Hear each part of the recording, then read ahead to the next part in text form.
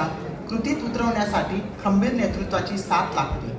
आजच्या या कार्यक्रमाच्या अध्यक्षस्थानी उपस्थित राहून ज्यांनी या भाषिक चळवळीला राजमान्यतेचे बळ दिले ते आपल्या राज्याचे उपमुख्यमंत्री श्री एकनाथजी शिंदे साहेब यांचे मी परिवहन विभागातर्फे मनपूर्वक आभार मानते।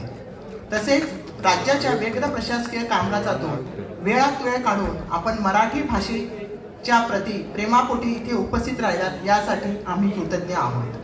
ज्यांच्या मार्गदर्शनाखाली मराठी भाषेच्या संवर्धनाचे आणि प्रसाराचे हे महान कार्य घडत आहे ते राज्याचे उद्योग व मराठी भाषा मंत्री माननीय श्री उदयजी सामंत तसेच ज्यांच्या पुढाकाराने परिवहन विभागाने या उपक्रमात सिंहाचा वाटा उचलला ते आपले परिवहन मंत्री माननीय श्री प्रतापजी सरनाईक साहेब यांचे मी विशेष आभार मानते। यासोबत प्रमुख अतिथी उपस्थित राहिलेले आपले पाठक साहेब यांचे देखील मी मनापासून आभार मानते।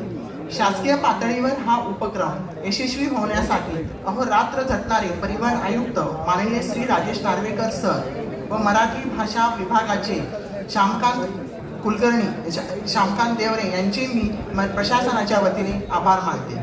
हा उपक्रम केवळ एका विभागाचा नव्हता, याला भक्कम जोड मिळाली ती राज्य मराठी विकास संस्था, मुंबई मराठी साहित्य संघ आणि कोकण मराठी साहित्य परिषद या सर्व संस्थांचे आणि आयोजक श्री रवी गायकवाड सर, त्याचप्रमाणे श्री रवींद्र शोभणे, नमिता कीर यांचेही मी मनपूर्वक आभार मानते। आणि शेवटी ज्यांच्यासाठी हा सर्व खटाटोप होता ते आमचे सर्व अमराठी बांधव, तुम्ही मराठी भाषेचा आदर करून ती शिकण्याची जी गोडी दाखवली ते पाहून ऊर अभिमानाने भरून येतो।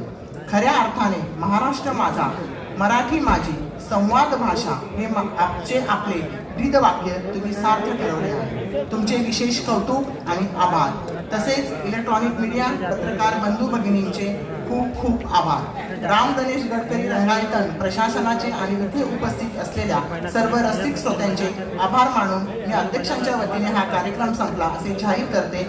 धन्यवाद। जय हिंद, जय महाराष्ट्र।